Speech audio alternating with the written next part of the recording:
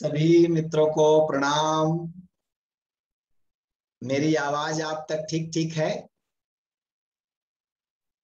Okay. तो हर शनिवार की सुबह 9 बजे हम लोग ऑनलाइन ध्यान और सत्संग करते हैं। वसुधारा के इस कार्यक्रम में आपका बहुत बहुत स्वागत है, अभिनंदन है। और शुरू में कुछ प्रश्न रहते हैं, उन पर अपन बात करेंगे, फिर ध्यान करेंगे। पिछले सप्ताह घनश्याम जी ने जो पूछा था उसका आधा उत्तर मैंने दिया था, प्रतिभा के संबंध में और अहिंसा के संबंध में, और उसका आधा प्रश्न था भक्ति के संबंध में। तो आज मैं उस पर बात करूंगा। उन्होंने पूछा था कि स्वामी जी भक्ति क्या है। इसको थोड़ा समझना चाहिए। हम लोग तीन चीज के जोड़ हैं। एक तो हमारा शरीर है, भौतिक शरीर जो दिखाई पड़ता है। दूसरा है हमारे पास, वो है हमारा भाव का तल, हृदय का तल,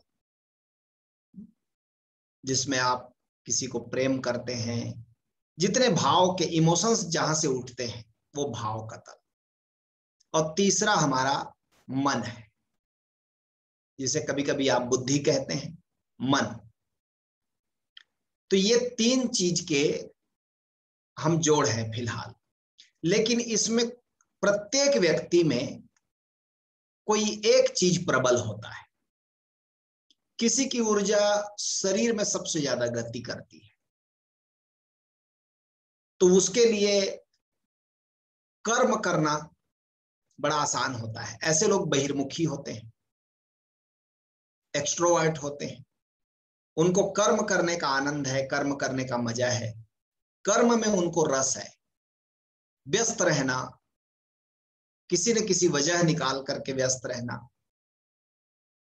तो ये कर्म उनके लिए प्रमुख हो गया। इसका मतलब है इस व्यक्ति के शरीर में ऊर्जा का प्रवाह खूब तेज है, यानी शरीर मुख्य केंद्र है इसका। फिर कोई कोई लोग ऐसे होते हैं जिनका शरीर उतना ऊर्जा को प्रवाहित नहीं करता, उनका हृदय ज्यादा ऊर्जा को प्रवाहित करता है। उनके उनकी सारी ऊर्जा जो है वो हृदय चक्र के आसपास केंद्रित होती है। तो उनके लिए फिर भक्ति योग है, भक्ति की साधना है। वो आधा बहिर्मुखी है, आधा अंतर्मुखी है। तो इसका ये जो भाव का तल का ऊर्जा है, भाव के तल में इकट्ठी है, इनके लिए भक्ति का मार्ग सुगम है, प्रेम का मार्ग सुगम है।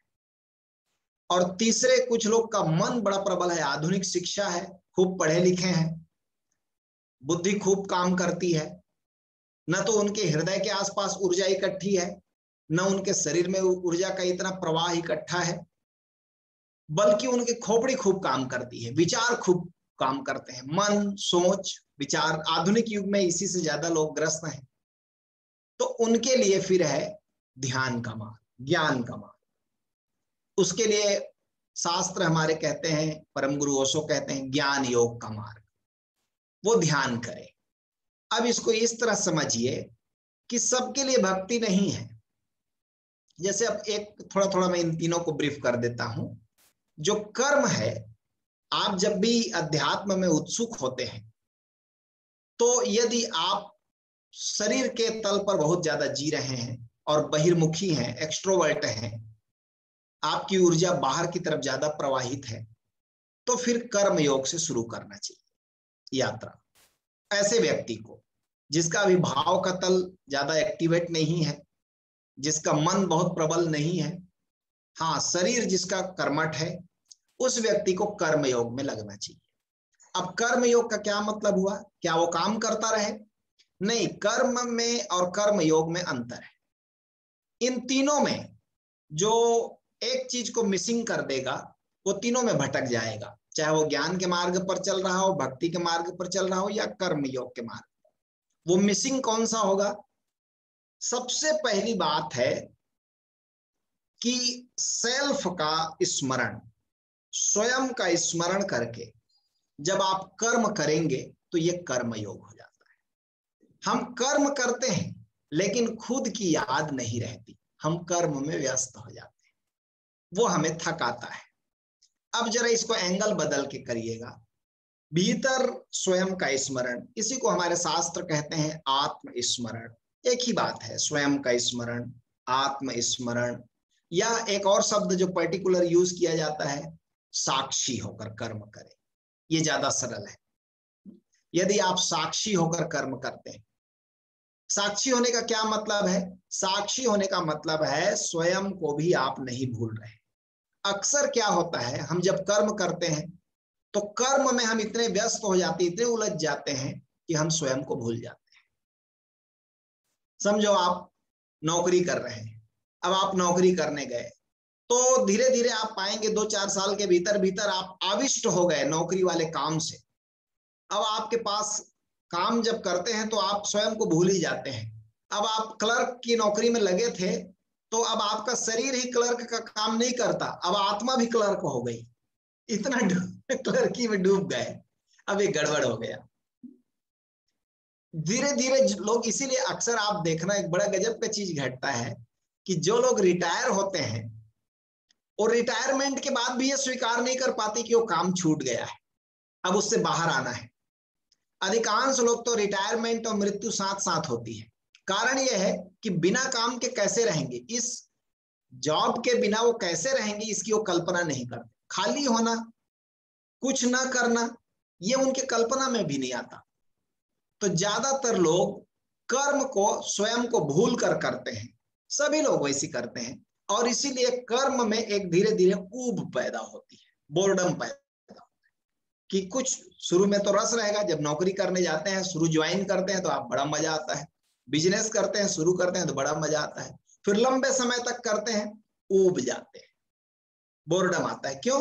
क्योंकि उसमें सेल्फ का स्मरण नहीं है, स्वयं का स्मरण नहीं, इसलिए उसमें आनंद नहीं आता, कर्म योग नहीं बन पाता। ओशो का एक उत्तर है एक किताब में, वो बड़ा मजेदार है, मुझे अच्छा लगा। उन्होंने कहा कि मेरे आश्रम में भी 3 प्रकार के लोग आते हैं। पूना के आश्रम में वो बोलते थे, कुछ लोग आते हैं तो मैं देख लेता हूं, सदगुरु की यही महिमा है कि सदगुरु देख लेता है आपका टाइप क्या है, आप कर्म योगी बन सकते हैं कि भक्त बन सकते हैं कि ध्यानी बन सकते हैं, तो वो देख लेता है। तो ओशो के पास आते थे तो ओशो सबको अपना काम दे देते थे तुरंत। जैसे कोई आश्रम में रहने आया तो किसी को उन्होंने झाड़ू बुहारी का काम दे दिया, किचन का काम दे दिया कि तुम ये करो। फिर कोई आया तो उसको गीत संगीत में, कीर्तन बनाने में, धुन बनाने में उसको लगा दिया, डांस में, म्यूजिक में, उसमें लगा दिया। कोई कोई को वो ध्यान की विधि देते थे कि ये ध्यान की विधि तुम करो। इसका मतलब था यही 3 प्रकार ओशो के पास भी आते थे। कर्मयोगी, उनको वो काम में लगाते थे। एक मुझे स्मरण आता है उनके प्रवचन का कि एक कोई पीएचडी होल्डर, लर्नेड आदमी, किसी यूनिवर्सिटी का प्रोफेसर था, वो ओशो के आश्रम में रहने गया। तो ओशो ने उसको देखते ही पहचान लिया होगा, ओशो की दृष्टि तो दिव्य थी। उन्होंने देखा कि ये है व्यक्ति कर्मठ, इसको ध्यानवान साधना नहीं है, भक्त हो नहीं सकता। तो उन्होंने कहा तुम आश्रम में रहोगे तो तुम्हारे लिए एक ही चीज को साधना है। उन्होंने कहा क्या? तो बोले तुम्हें झाड़ू लगाना है। अब कहाँ पीएचडी किया हुआ आदमी, और पीएचडी भी वो कर्मठ होने के कारण किया था। आप समझना, जो बड़ी बड़ी डिग्रियां ले लेते हैं, मेरे एक मित्र हैं वो 5-6 विषय में एमए किया है। अब आप समझ लो उसका टाइप ही कर्मठ है, वो कर्मठ आदमी है। वो पढ़ाई भी करेगा तो उसी ढंग से करेगा, वो कोई भी क्षेत्र में जाएगा तो वो शिखर छुएगा, कर्मठ आदमी। बाहर की दुनिया कर्म की दुनिया है, तो कर्म के जगत में जो श्रेष्ठ है। अभी हमारे दुनिया में, समाज में क्या हो गया, हम जो कर्म करते हैं उनकी वो सफल होते हैं, हम कहते हैं यही लोग श्रेष्ठ हैं। कोई बैठ गया ध्यान करने तो हमें कहते हैं ठल्हा आदमी है, बेकार आदमी है, ध्यान में बैठने से क्या होगा। लेकिन कुछ लोग ऐसे हैं जो बैठ के जो करेंगे वो कर्म करके उतना नहीं कर पाएंगे।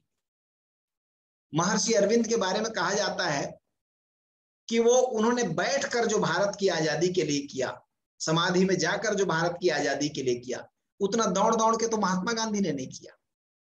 यद्यपि हम सब कहते हैं कि हमारी आजादी के मूल केंद्र में महात्मा गांधी हैं, उनके आंदोलन, उनके अनशन और उनके सत्याग्रह, इस सब के परिणाम स्वरूप ही हमें आजादी मिली। आजादी की लड़ाई में सबसे बड़ा योगदान हम महात्मा गांधी का मानते हैं, लेकिन जो गहरे जानकार हैं वो कहते हैं जितना योगदान उनका है उतना ही, उससे ज्यादा ही थोड़ा योगदान महर्षि अरविंद का है, जो पांडिचेरी में बैठ करके जो कर रहे थे, क्योंकि ऊर्जा के तल से वो कर रहे थे। और आपको सुनकर ताज्जुब लगेगा, एक दो बार सदगुरु ने भी बताया है आपको इस बात को, कि 15 अगस्त को आजादी मिलना केवल संयोग नहीं था। 15 अगस्त को महर्षि अरविंद ने तय किया था कि इस देश को आजादी 15 अगस्त को मिलेगी। 15 अगस्त उनका जन्मदिन है महर्षि अरविंद का, और उन्होंने उसी दिन के लिए तय किया था और 15 अगस्त को ही आजादी मिली। तो जो गहरे जानकार है वो कहते हैं बैठ करके भी महर्षि अरविंद ने जो किया वो दौड़ दौड़ के भी शायद उतना ज्यादा महात्मा गांधी ने नहीं किया। यद्यपि लोगों को तो दिखेगा महात्मा गांधी का कर्म, और सचमुच में यही बात है, बाहर हम देख रहे हैं क्योंकि बाहर कर्म का जगत है।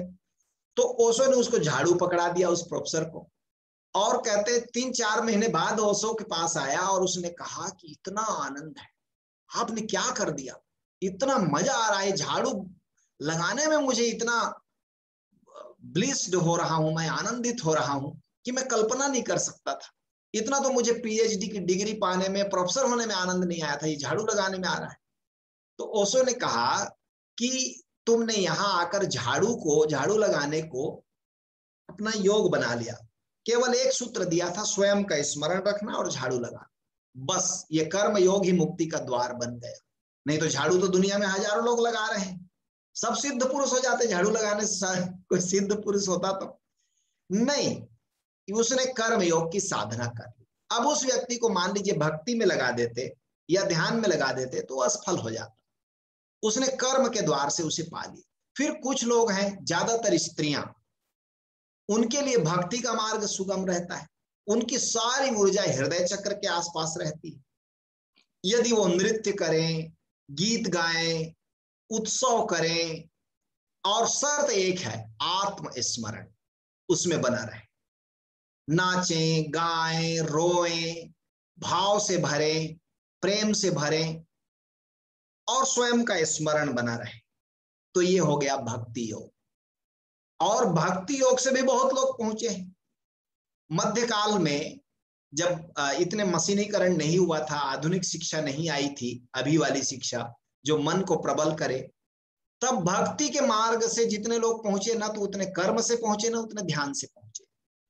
संत परंपरा, जिसमें वसुधारा में भी हम संत परंपरा की साधना कराते हैं, सबसे ज्यादा लोग भक्ति मार्ग से पहुंचे। कबीर, तुलसी, सूर, दादू, नानक, फरीद, मीरा और हजारों संतों की परंपरा है। ये तो कुछ कवि हुए जो लोग कुछ लिखे तो उनका नाम याद है, बहुत से लोगों ने कुछ नहीं लिखा, उनका नाम भी याद नहीं है।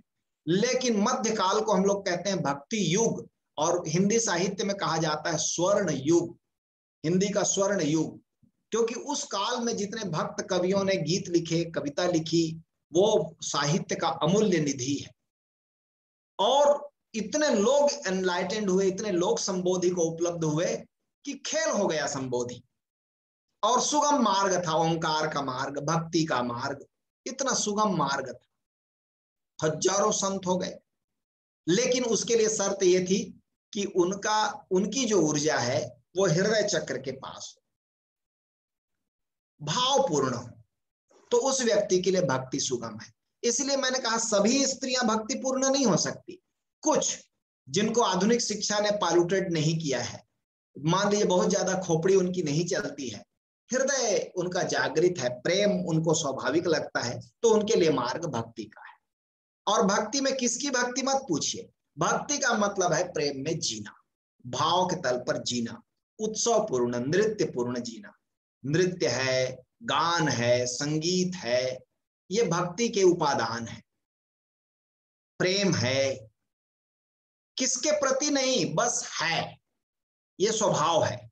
और स्वयं का स्मरण है, क्योंकि भक्ति में भी बेहोशी की संभावना है।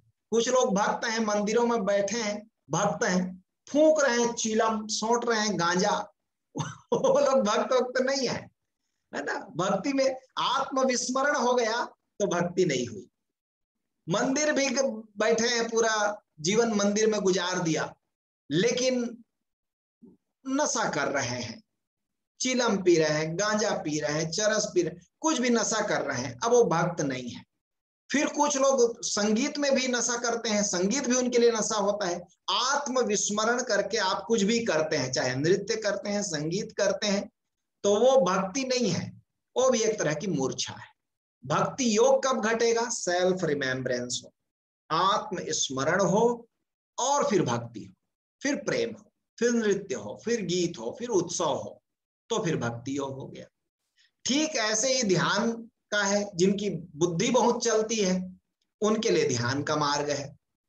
अब ध्यान का मार्ग क्या कहता है? कुछ करो मत, क्योंकि ये अंतर्मुखी आदमी है, ये कर्म योगी से ठीक उल्टा आदमी है। कर्म योगी जो है वो बहिर्मुखी है, और जो ध्यानी है वो अंतर्मुखी है।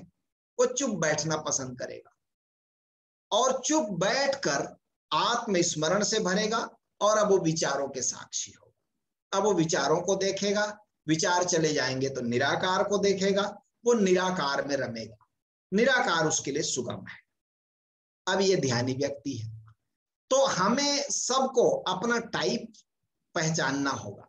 जरा कुछ कुछ तलाश करें कि आप बहिर्मुखी हैं, तब आप कर्म योग का मार्ग चुने। तब आपके बैठने से कुछ नहीं होगा, बैठकर भी आप ना बाद में सोचेंगे मेरा टाइम खराब हुआ, इससे कुछ होता जाता नहीं है, वो होगा भी नहीं। और यदि आप भक्त हैं तो फिर भक्ति के मार्ग से ही चले, फिर आप भूल जाएं कर्मठता को और भूल जाएं ध्यान को। हाँ, एक मजेदार जरूर बात है कि जैसे जैसे जिस मार्ग जो जिसका है उससे चले तो पहुंचना वही हो जाएगा। जहां भक्त पहुंचता है वहीं ध्यानी भी पहुंचता है, जहां ध्यानी पहुंचता है वहीं कर्मयोगी भी पहुंच जाता है। ये तीन मुख्य मार्ग हैं। और सबसे बड़ी मजेदार बात यह है कि एक को कोई साधे तो दो पीछे अपने आप आ जाते हैं। समझो, एक आदमी कर्मयोगी है तो कर्म को ठीक से करे, आत्मस्मरण के साथ करे। और इसको भी सदगुरु ने बहुत ही प्यारी विधि दी है। उन्होंने इसको कहा है कि जरा देखना, योगा कर्मसु कौशलम। हम कहते हैं भाई योग जो है वो कर्म की कुशलता देता है, कर्म में कुशलता आती है। तो कैसे आती है? तो सदगुरु ने बड़ी प्यारी विधि दी है, उसको मैं आपको रिमाइंड करा देता हूं। यदि आप केवल हाथ से काम करते हैं, आपका हाथ पैर ही इन्वॉल्व है, कहने का मतलब शरीर ही इन्वॉल्व है, तो फिर 25% कुशलता होगी, उससे ज्यादा कुशलता नहीं आ सकती। फिर आप काम करते हैं और उस काम को आप प्रेम भी करते हैं, काम में आपको मजा भी आता है, उसी काम को आप करने में आपको मजा आता है, तो कुशलता बढ़ जाएगी। अब 50% कुशलता हो गई।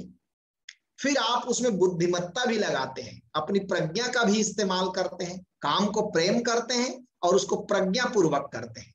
तो हाथ, धन दिमाग, धन हृदय, ये तीनों मिल गए तो 75% कुशलता हो गई। और सदगुरु कहते हैं एक कदम और पीछे हटना, हाथ भी इन्वॉल्व हो, काम में दिमाग भी लगे, उसमें आप बुद्धि का भी इस्तेमाल करो, और आपका हृदय भी उसमें जुड़ा हो, और साथ ही साथ आत्मा भी उसमें इन्वॉल्व हो, आत्मस्मरण हो, तो 100% कुशलता। इसलिए कहते हैं कि ये पूरी समग्रता से करें किसी भी कर्म को, तो वही मुक्ति का द्वार बन जाए, अलग से कुछ करने की जरूरत नहीं पड़ेगी। लेकिन हम लोग क्या करते हैं, हाथ हमारा काम कर रहा है, दिमाग कहीं और दौड़ रहा है, उस काम को प्रेम नहीं करते, गाली दे दे के करते हैं, और आत्मा तो बड़ी दूर की बात है, तो फिर कर्म योग नहीं हुआ। फिर कर्म किया और कर्म की थकान आएगी, ऊब आएगी। ऐसे भक्ति योग में भी स्वयं का आत्मस्मरण मूल्यवान है। इन तीनों में कॉमन चीज एक है, वो है साक्षी भाव, अर्थात आत्मस्मरण, स्वयं का स्मरण। कुछ भी करें, चाहे ज्ञान ध्यान करें, चाहे भक्ति करें, चाहे कर्म करें, लेकिन स्वयं को नहीं भूलना है। शुरू शुरू में कठिन है स्वयं का स्मरण रखना, लेकिन यदि किए जाओ तो जैसे साइकिल चलाना शुरू शुरू में कठिन होता है, लेकिन धीरे धीरे सध जाता है। आप करते भी रहो और निराकार अपने स्वरूप का स्मरण भी रखो, आत्मा का। और आत्मा मतलब बिल्कुल सरल सी बात, सदगुरु ने आपको कई बार बताया है, कई बार चेताया है। आत्मा का मतलब है भीतर का आकाश, यही आकाश आप हैं। बस इसका स्मरण रखें और जो करें वही मुक्ति का द्वार बन जाता है, वही आनंद का द्वार बन जाता है। और मुक्ति भविष्य में घटेगी ऐसा नहीं है, मुक्ति घटी हुई है, आप उसका मजा लेते हो, आपकी प्रतिभिज्ञा में आ गई वो बात, अब आप उसका आनंद लेते हो। यही ज्ञान का मार्ग, ध्यान का मार्ग, भक्ति का मार्ग और कर्म का मार्ग, तीन प्रमुख योग है श्रीमद् भगवत गीता में भी। जब भी किसी कोई पुरुष जागा है, जब भी कोई बुद्ध पुरुष हुए हैं, तो इन्हीं तीन मुख्य मार्गों की बात करते हैं। गीता में भी भगवान कृष्ण इन्हीं तीनों मुख्य मार्ग की बात करते हैं, भक्ति योग, कर्म योग और ज्ञान योग। अभी कल गीता पर ही ऐसे ही सारांश प्रस्तुत करेंगे ज्ञानामृत जी। तो वो स्वधर्म योग, यही जो हम अभी कह रहे हैं कि स्वधर्म को पहचानो। आप पहचानो कि आप किस टाइप के व्यक्ति हो, आपको कर्म योग सूट करेगा कि भक्ति योग सूट करेगा कि ज्ञान योग सूट करेगा, इसको पहचानना। क्योंकि आप पहचान लेते हो ठीक ठीक तो 90% मामला हल हो जाता है। नहीं पहचाने हो तो उसी को पर धर्मो भयावह कह रहे हैं। आप दूसरे का नकल करने लगे। कोई भक्त हो गया, अब उसके बहते आंसू देखकर आप सोच रहे हैं कि मेरे को कब होगा, और थोड़ा थोड़ा ग्लिसरीन लगा के आप रो भी लिए, तो ये नहीं होने वाला है ये पर बेकार है ना। आप भक्त नहीं हो सकेंगे, आप नकल मत करिए। आप भक्त होने को पैदा हुए हैं तो आप ध्यानी होने की कोशिश मत करिए। अब आंख बंद करके बैठेंगे और आपका आंसू निकलने लगेगा तो आप कहेंगे नहीं नहीं आंसू नहीं निकलना चाहिए, ध्यानी व्यक्ति तो शांत होता है, क्यों आंसू बहा रहे हैं, बेकार की बात। अब गड़बड़ हो जाएगा, नकल में पड़ जाएंगे। तो स्वधर्म पर कल बहुत सुंदर लेक्चर है। यदि आप कल संडे को खाली हैं और रहना चाहिए तो कल का सत्र जरूर अटेंड करिएगा। इतना सुंदर वो सारांश प्रस्तुत करेंगे, ओशो ने क्या कहा है इस पर विस्तार से कल बातचीत होगी। एक बात और भी है, ओशो धारा का जो पहला कार्यक्रम है ध्यान समाधि कार्यक्रम, उसमें भी इन्हीं तीनों से आपका परिचय कराया जाता है। पहला जो आनंद प्रज्ञा है उसमें हम एक तरह से कर्म योग से संबंधित चीजें और भक्ति योग से संबंधित चीजें और जो ज्ञान योग की संबंधित चीजें, तीनों को मिला करके एक कंप्लीट प्रोग्राम आपको सिखाते हैं आनंद प्रज्ञा। और ये कैसे सधेगा, आत्मस्मरण के बिना कर्म योग, ध्यान योग, भक्ति योग नहीं सधेगा।